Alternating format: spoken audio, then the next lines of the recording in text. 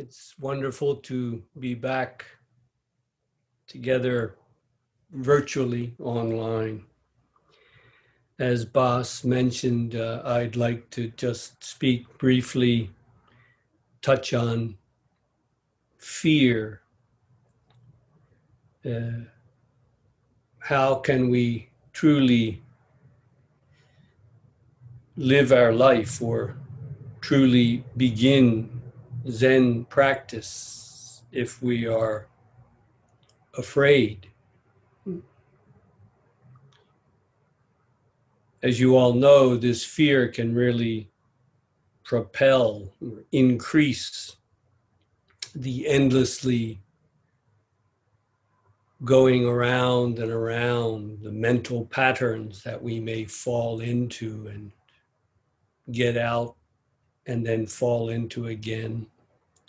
This can itself become a rather frightening pattern that we don't know how to get out of. But I would say the only thing we really have to fear is to live the rest of our lives in our dreams and delusions. That's what we should be afraid of. As Bas briefly mentioned, there are things to be afraid of, especially in today's world. There are many things we need to be concerned about, to pay attention to be aware of.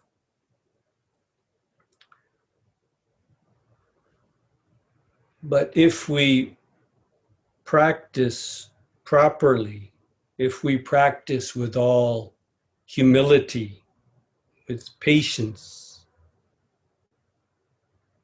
we can see through these fears. What is it that really prompts them, really brings them up, where they really come from and where they really go to? They're not the real problem. They're not what really keeps us from the practice.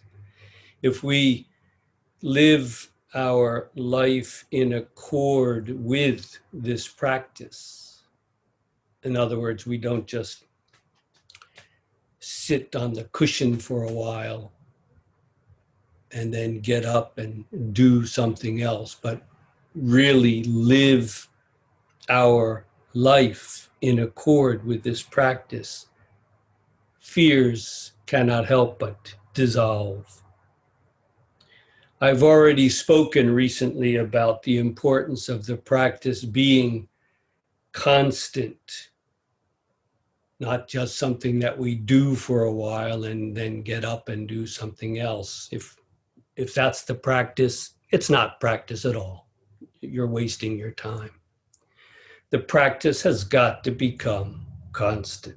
It's also got to be complete in the sense that everything is included. Nothing is excluded, including our fears if we have any. I've also been speaking recently using the concrete example of concentration, what it is to truly concentrate in the practice.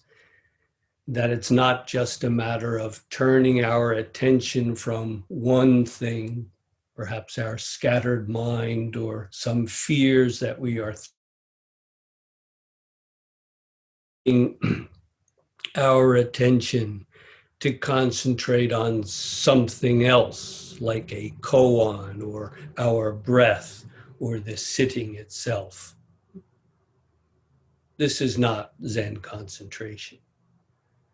Zen concentration is naturally something that comes to include everything. Of course, we can focus on one thing, but the ground, so to speak, the source, the living source of that concentration is not just this self-conscious focusing, like a flashlight from one thing to another. This has nothing to do with it. It's more a matter of the sun rising and everything becoming clear beyond a shadow of a doubt.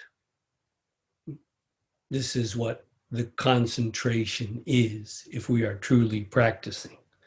This is, as you can see, very much connected with it being constant and complete. But how can you really touch that? How can you really live that? Well, it's up to you, isn't it? If you take this as a hobby, it won't work.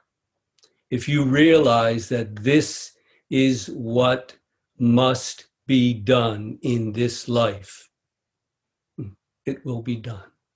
It may take some time. You may have to overcome some fears, but it cannot help but happen if we give all of ourselves to it. If we really open up to the heart of the matter that is under our own feet, not something distant, abstract, or far away. Haven't you ever really loved? If you have truly loved, then you know what Zen is and how it works. You don't linger on the edge of love, but that's what almost everyone does in the Zen practice. They sit and they linger on the edge, peering over once in a while, maybe getting a glimpse, but they always hold back. Well, as you know, that's not the way you love. You can't help but dive in all the way. You can't hold back. Again, that is what you should be afraid of. Holding back. What is it that holds you back? How can you not give all of yourself patiently and humbly, neither waiting for something nor seeking something, but just as in real love, giving ourselves completely? In a way, it's like locking onto it in a way that it locks onto us. When that really happens in the practice, when you realize that this is what must be done, that I am not going to live the rest of my life following my dreams and delusions. I have to live truly in truth. When this is clear, the way is clear. There is no alternative. There is no option. There are no other possibilities. This is what must be done. Until you get to that point, you're wasting your time. You must give all of yourself. There's no magic. Whether you have a koan or not, whether you're sitting in perfect full lotus or not, if you don't give all of yourself, you're wasting your time. You're deluding yourself. Not only to give all of yourself, but to see it all the way through to finish, so that you can really begin, to begin there. To begin there for the rest of your life, to live this marvelous practice with compassion, love, with true creativity, responding and doing, however humbly or in whatever small way, truly responding to what needs to be done in this world. Let us work together to make this real it is heartbreaking to see people spend years, even decades, perhaps sitting every day in some kind of meditation posture, but really they're just going around and around in the same old circles. It's tragic. It's tragic. And it's up to you. When you see that this is what must be done, it will be done. We cannot meet for at least a while physically because of the current situation, but we can continue to meet as we're doing. This is a wonderful opportunity we have that BOS provides for us from anywhere in the world to come together like this. When you see that this is what must be done and you are willing to give yourself to it, we can always Skype or what I call original FaceTime, do FaceTime or whatever, and be in touch this way. I'm here for you. The work must be done by each one of us, but to have genuine guidance can be really helpful. So please make good use of it. I'd like to leave time for questions.